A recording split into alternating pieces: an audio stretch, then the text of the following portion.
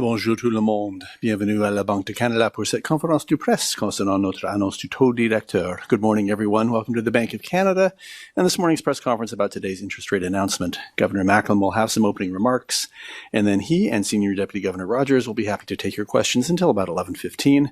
Le gouverneur Macklem va prononcer une déclaration préliminaire et ensuite on va tourner aux questions des médias. Alors, Monsieur le Gouverneur, à vous la parole.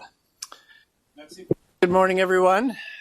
We're very pleased to be here together to discuss today's monetary policy decision. Today, the Governing Council maintained the policy interest rate at 2.25%. Since our April decision, the economic impact of the ongoing conflict in the Middle East has increased. Higher energy prices and disruptions in global supply chains are weighing on global growth and pushing up inflation worldwide. At the same time, the U.S. administration continues to propose new tariffs, and trade policy uncertainty remains elevated. Against this backdrop, the Canadian economy has remained soft and inflation has increased. Monetary policy continues to be focused on ensuring that higher energy prices do not turn into persistent inflation, while helping the economy adjust to headwinds. We are committed to keeping inflation low and stable over time. Le Conseil de direction a maintenu le taux directeur à 2,25%. Depuis notre décision d'avril, l'impact de l'économie du conflit au Moyen-Orient s'est amplifié. La hausse des prix de l'énergie et les perturbations des chaînes d'approvisionnement pèsent sur la croissance mondiale et font monter l'inflation. En même temps, l'administration américaine continue de proposer de nouveaux droits de douane et l'incertitude entourant les politiques commerciales demeure élevée. Dans ce contexte, l'économie canadienne est restée au ralenti et l'inflation a augmenté. L'objectif de la politique monétaire demeure le même: empêcher que la hausse des prix de l'énergie se transforme en inflation persistante, tout en aidant l'économie à s'ajuster aux ventes contraires. Nous sommes déterminés à maintenir l'inflation à un niveau bas et stable au fil du temps. So let me expand on what we're seeing since the April Monetary Policy Report and the implications for monetary policy. The conflict in the Middle East is slowing economic activity in the Gulf region and in many oil-importing countries, and sending inflation higher worldwide. At the same time, AI-related investment is boosting growth in the United States and some Asian economies, and equity prices have been buoyant. In Canada, GDP edged down 0.1% in the first quarter, weaker than expected at the time of the April report. Consumer spending grew by 1.4%, but there was an unexpected pullback in government spending. Housing activity also declined, and business investment remained weak. While the labor market strengthened in May and the unemployment rate fell to 6.6%, there's been a lot of volatility in the monthly job numbers. When you look through the bumpiness, employment in Canada is little changed since the start of the year, and the unemployment rate has been fluctuating in the 6.5% to 7% range. Recent data suggests GDP growth will resume in the second quarter, with continued increases in consumer spending and more stability in the housing market. Even with some rebound in GDP growth, we expect the economy to remain in excess supply. As anticipated, CPI inflation rose in April, reaching 2.8%. The increase reflects energy prices, both higher global oil prices and the impact of the elimination of the Canadian consumer carbon tax falling out of the 12-month rate of inflation. So far, there's been limited evidence of broad-based pass-through of higher energy prices to other consumer prices. Measures of core inflation have moved down to around 2%, and the share of CPI components growing above 3% is close to its historical average. Food price inflation moderated but remains high, and shelter inflation continued to slow. With the conflict in the Middle East persisting, oil prices have remained elevated. Market expectations have shifted up since April, and oil prices are roughly $10 a barrel higher than we assumed in the MPR. Based on this, we expect CPI inflation to hover close to 3% in coming months before easing gradually towards 2%. We will be watching closely for evidence of a broadening in price pressures. The bank is committed to keeping inflation close to the 2% target over time. At our meeting this week, we decided to maintain the policy rate at 2.25%. Governing Council agreed to look through the war's near-term impact on inflation, but if energy prices stay high, we will not let their effects become broad-based, persistent inflation. Un ralentissement économique combiné à une montée de l'inflation pose un dilemme pour la politique monétaire. Si on augmente les taux pour freiner l'inflation, on risque d'affaiblir davantage l'économie. Et si on les baisse pour soutenir la croissance, on risque que l'inflation élevée devienne persistante. Pour le moment, maintenir le taux directeur inchangé permet d'équilibrer ces risques. Cependant, l'incertitude est plus élevée que d'habitude et les risques pourraient changer. Nous pourrions devoir nous ajuster rapidement. Si les États-Unis imposent d'autres restrictions commerciales importantes au Canada, nous pourrions devoir baisser davantage le taux directeur pour soutenir la croissance. Mais si le conflit au Moyen-Orient se poursuit et que la hausse des prix de l'énergie commence à se transformer en inflation persistante et généralisée, la politique monétaire devra en faire plus. Des hausses consécutives du taux directeur pourraient alors être nécessaires. Bien sûr, il y a d'autres scénarios possibles. Nous restons prêts à réagir aux besoins si les perspectives changent. Economic weakness combined with rising inflation is a dilemma for monetary policy. Raising rates to dampen inflation could further slow the economy. Easing rates to support growth increases the risk that higher inflation becomes persistent. For now, holding the policy rate unchanged balances those risks. However, uncertainty is unusually elevated and the risks could shift. Monetary policy may need to be nimble. If the United States imposes significant new trade restrictions on Canada, we may need to cut the policy rate further to support economic growth. Alternatively, if the conflict in the Middle East continues and higher energy prices start leading to ongoing generalized inflation, monetary policy may have more work to do. There may be a need for consecutive increases in the policy rate. Of course, these are not the only possible scenarios. The Canadian economy is working through a period of structural change. Shifting trade relationships, the adoption of AI, and changes in demographics complicate the assessment of the economy. We're going to be watching all these developments closely and assessing their implications for growth and inflation. And as the outlook evolves, we stand ready to respond as needed. The bank is committed to ensuring that Canadians continue to have confidence in price stability through this period of global upheaval. And with that, the two of us would be very pleased to take your questions. Okay, thank you, Governor. We will go to questions now. We'll start with the reporters who are here in Ottawa at the bank, and then we'll go to those who have joined us remotely. As usual, I'm going to ask you to please limit yourself to one question so that every media outlet has the chance to participate. If I forget to do so, please state your name and affiliation. Avant de poser votre question, veuillez vous identifier si j'ai oublié de le faire et comme d'habitude, libre à vous de poser vos questions dans la langue officielle de votre choix. So let's go to our first question here. I'm going to start with David Lundgren from Thomson Reuters, please.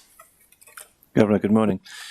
You say you're going to look through the near-term impact of energy prices lifting overall inflation, but at what point do you stop looking through the near-term impact? Is it 1, 2, 3, 4 inflation prints in a row that you don't like, or suddenly the number spiking?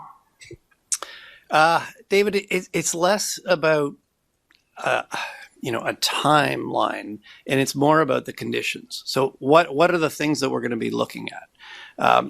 What we don't want to see is the big rise in energy prices turn into generalized inflation. And then, we don't want that to become persistent inflation. So how do we assess generalized? Right now we're seeing very limited evidence of pass-through of higher energy prices to other goods and services, the prices of other goods and services. Obviously, you can see some effects. You're seeing, surcharges on airlines, for example. But, broadly, you're not seeing much pass-through. How do we assess that? Well, core inflation, which strips out the increase in energy prices, it's actually ticked down. If you look at the proportion of CPI components that are rising faster than 3%, it's close to its historical average. So far, there's very limited evidence. But if we started to see more evidence that higher energy prices were passing through to other goods and services, that would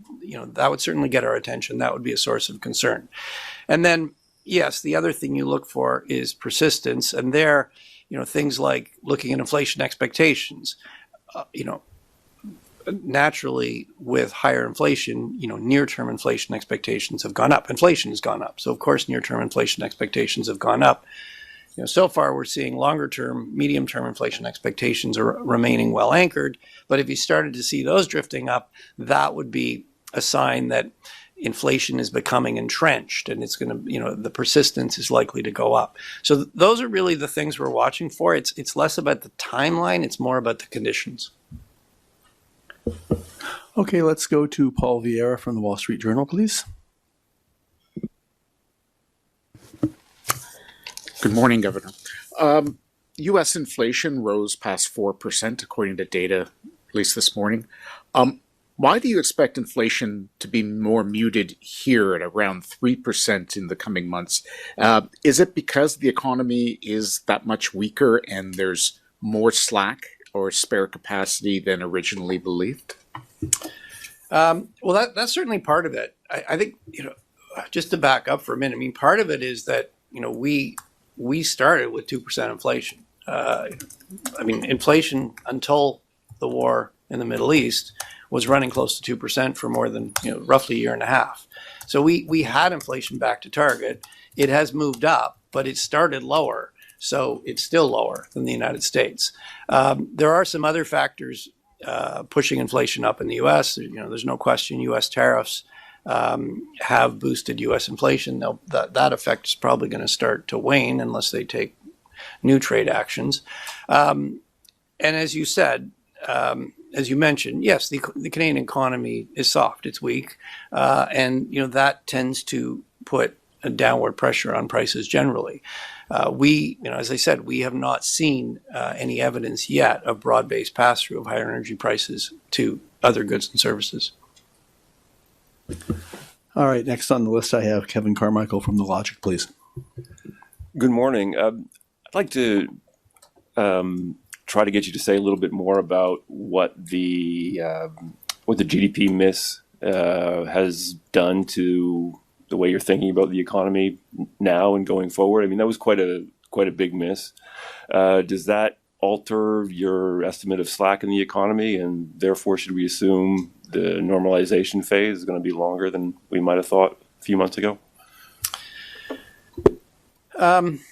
Well, I'll dig in a little bit on the GDP number in a minute, but big picture, not a great deal really has changed since our last decision. The war in the Middle East is still ongoing. Uncertainty about U.S. trade policy remains. The review of Kuzma is ongoing. And the data overall there have not been big surprises. Yes, fourth quarter GDP was quite a bit weaker than we thought. But if you look under the hood, consumption grew 1.4%. You're still seeing consumer spending expanding. The miss was largely because there was an unexpected pullback in government spending. It can be difficult, translating. Government spending can be choppy one quarter to the next. We don't think there's any sort of ongoing shift in government spending. The government have announced their plans. We built those plans into our projection. Figuring out exactly how that plays out quarter to quarter is difficult. You look at Q1, so consumption was fairly healthy. Housing housing declined Business investment was soft. And then, trade and inventories were largely a wash. That gave you, a very slightly negative quarter. We do think growth will resume in the second quarter. We expect to see, continued expansion of consumer spending. We think there'll be a little more stability in the housing market, so it won't be subtracting from growth. So we do expect growth to resume. And if you look at the labor market, month to month, there's been a lot of volatility in employment. Last month was up strongly. If you look over the last 6 months, basically employment is roughly unchanged. The unemployment rate's been fluctuating in a range of 6.5% to 7%. So that hasn't really changed since last time. Okay, we'll work our way across the room here. Now let's go to Craig Lord from the Canadian Press, please. Good morning, governors. Thank you for taking our questions. I appreciate the details of the analysis of the Q1 GDP figures there, but given the conversations for the past 10 days, I do have to ask, do you believe Canada's in a recession right now? Look, the short answer to that question is, based on the data we've seen to date, the economy is weak, but it is not clearly in recession. So let me just unpack that a bit for you. If you look at how the economy has evolved over the last year, GDP is roughly flat over the last 12 months. If you look at the labor market, it's up a little bit over the last 12 months, essentially flat over the last 6 months. As I mentioned, there's been a lot of volatility, month to month, quarter to quarter. But when you look through the bumps, the economy hasn't really grown in the last year, but it hasn't shrunk either. So, economists typically define a recession as a significant broad-based decline in economic activity that lasts for more than one quarter. And if you look at the data we've got, as I said, based on the data we've got, based on that definition, the economy it's weak, but it's not clearly in recession. If you look at the first quarter was just barely negative after the decline in the fourth quarter of last year. If you look across industries, what you see is that in the first quarter, more than half of industries actually expanded on a year-over-year basis. And as I mentioned, the unemployment rate's been relatively stable in the 6.5% to 7% range. So far, we have not seen a significant broad-based decline in economic activity. So I wouldn't, recession is not the word I would use. I would describe the economy as weak. It hasn't grown really in the last year. There's excess supply in the economy. There's slack in the labor market. We're certainly assessing that closely. And as we indicated, we're prepared to respond as needed. All right, call on Greg Quinn from Market News, please. Good morning.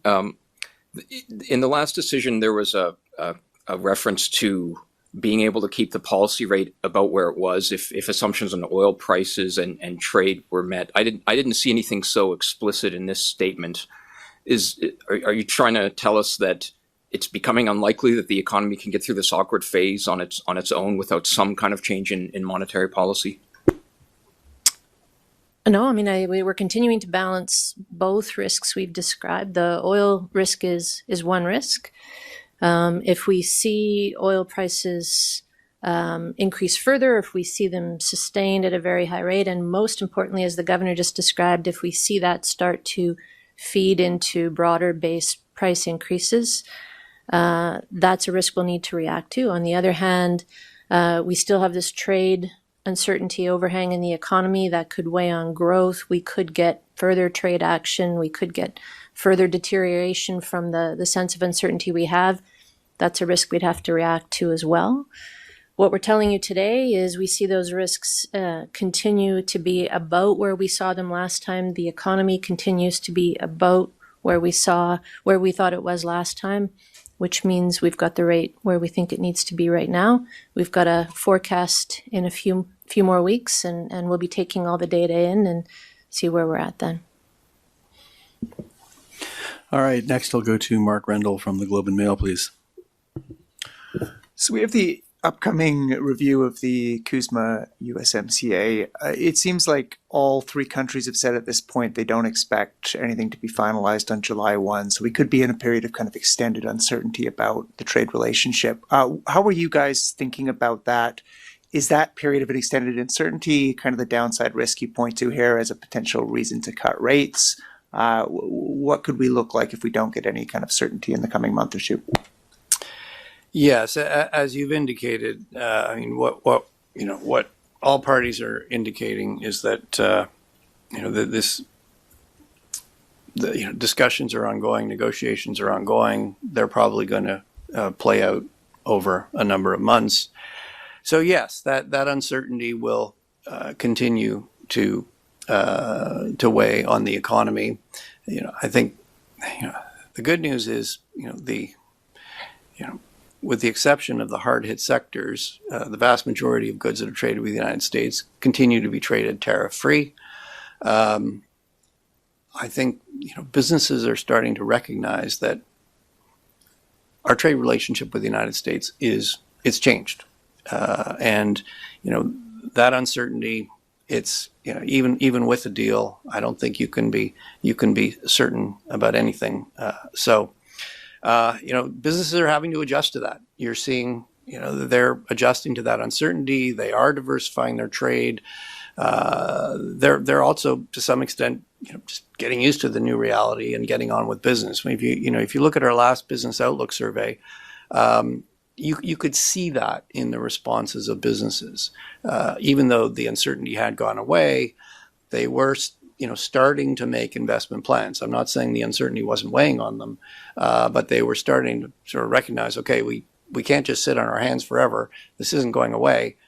We've got a business to run. We've got to manage in an environment of uncertainty. And you're starting to see businesses get on with it. So we are expecting to see, at least in our last projection, as Senior Deputy Governor mentioned, it, we'll be updating that in our July projection, and we'll be getting a new business outlook survey as well. So we'll see how things are evolving. But I mean, based on the last one, we have some modest pickup in business investment going forward after a lot of weakness. All right, I've got a couple more questions here in Ottawa. Let's go to Najud Amalis from Bloomberg, please. Good morning. I wanted to ask about the risk of higher energy prices feeding into generalized inflation. As you mentioned, core measures of inflation eased in April, but at the same time, you mentioned how oil prices are higher than the central bank was assuming in April. So I guess I'm wondering if you're more or less concerned today about that risk compared to April. Well, look, I mean, the war in the Middle East it's still going on. There's no clear resolution in sight. We don't know what that resolution would look like. There's been damage. So yes, this is probably, the fact that the energy price futures curve has shifted up, I think is reflecting that. And look, the longer this goes, the higher energy prices are, the longer they're higher, the bigger is the risk that starts to pass through to other goods and services. And, the more likely that becomes that then, we need to respond. So that is certainly a concern. And, we've been very clear. We're not going to let the war in the Middle East become an inflation problem here in Canada. But that's not the only thing going on. There is a lot going on. We've been talking about trade. Canadian economy is going through a period of restructuring, adoption of AI, lower population growth. So we got to look at all these things together, and we'll be updating our forecast and taking our decisions based on our assessment of where inflation's going, how the economy's doing. Okay, and our final question here in the room is from Mackenzie Gray of Global, please. There's two competing risks, the inflation risk, of course, and the trade concerns that you've talked about that could send monetary policy in two different directions. What do you view as the bigger risk to the Canadian economy? Both is the short answer. That's the reason we're talking about both of them. Look, clearly, as I've just said, clearly, the war in the Middle East, it's ongoing. The longer it goes, the higher energy prices are. and in particular, the longer they stay high, that risks a one-off increase in energy prices becoming more persistent inflation. That's what we can't let happen. We were committed to getting inflation back to our 2% target over time. We're prepared to look through the near-term impacts, or what you might call the first-round impacts. But when you start to see second-round impacts, you start to see more persistent. That's certainly a signal that monetary policy has more work to do. But yes, look, trade remains very uncertain. The discussions, the negotiations remain ongoing. Hopefully that lands well, and the Canadian economy can, we can restore more certainty in our relationship with the United States. You can see, and I think if that happens, you'll see more strength in exports, more strength in investment. That'll be good to the economy. But look, we have no influence on that outcome. We're going to take things as they come. There are risks on both sides. They're both important. Okay, we'll go to those reporters who have joined us remotely now. I'm just going to remind you folks on the line, come off mute only to ask your question, then go back on mute as soon as you've finished so everyone can hear the response.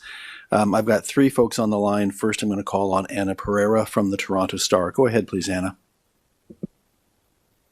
Hi, good morning. Governor, you said several times that you expect growth to resume, but given your recent GDP miss, I have to ask, what is the evidence backing that belief? Are you expecting a resolution to the CUSMA negotiations anytime soon? Can you just give us some color on that? So, look, our base case on CUSMA is that the negotiations continue to play out for a number of months. We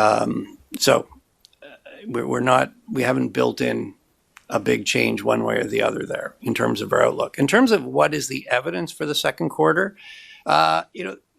we do have some higher frequency indicators for the second quarter, which can give you some advanced perspective on where it may land. If you look at things, so there's a flash GDP estimate for StatsCan that was fairly positive for the first month of the quarter. We have some higher frequency data for consumption, for housing. Consumption so far looks like it's holding up. Consumption growth and housing, which did decline in the last quarter, looks like it's more stable.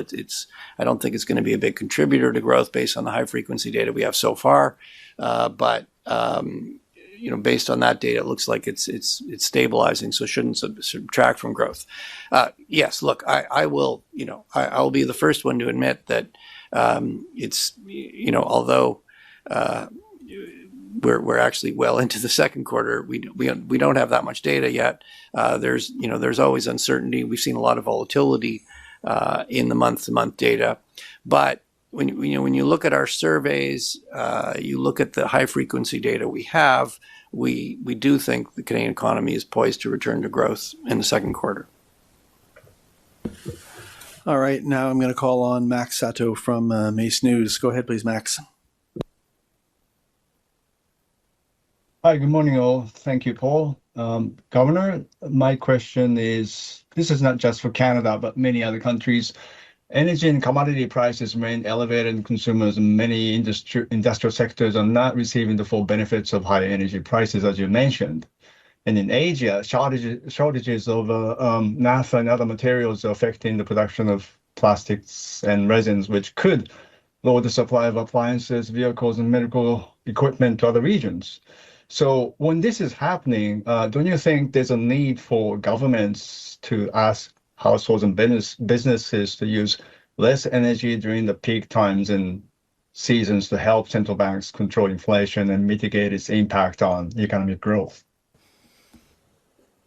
Well, Max, that's not a decision the central bank makes. I mean, what you're describing is the risk we've been talking about in answer to other questions, which is the risk that higher commodity prices start to spread into other goods and services.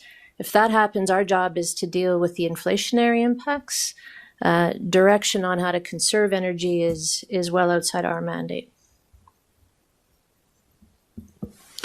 Okay. Governor, you don't have any answer? No, I think we'll move on.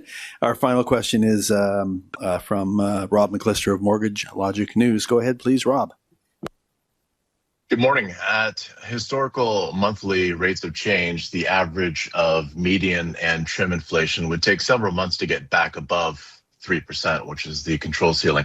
Would that be your expectation, assuming oil prices stayed in the $90 plus range? And if so, would you need to see average core inflation near or above 3% to seriously think about imminent tightening? Well, first of all, let me clarify how we think about the 1% to 3% range.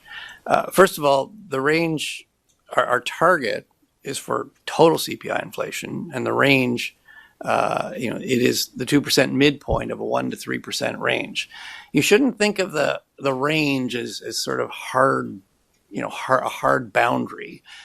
You should think of the range really more as a way to try to help explain to people what is kind of the normal variation in inflation. So, I mean, if you look over history, at least pre-COVID, total CPI inflation was within the 1% to 3% range 80% of the time.